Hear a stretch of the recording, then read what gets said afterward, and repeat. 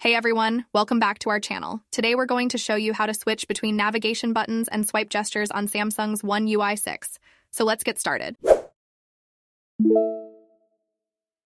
Open the Settings application on your Samsung device. Then in the drop-down menu, scroll down to Display and click on it.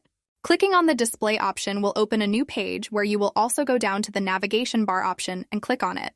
The application will open a new page where you will be visually shown an option that you can see for yourself. The option with button and the swipe gestures itself.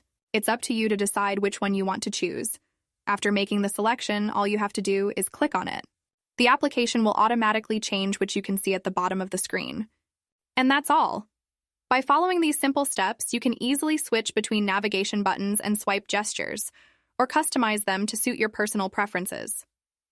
If you found this guide useful, be sure to give it a thumbs up and subscribe to our channel for more tips and tutorials on how to get the most out of your Samsung device. Thanks for watching and see you in the next video.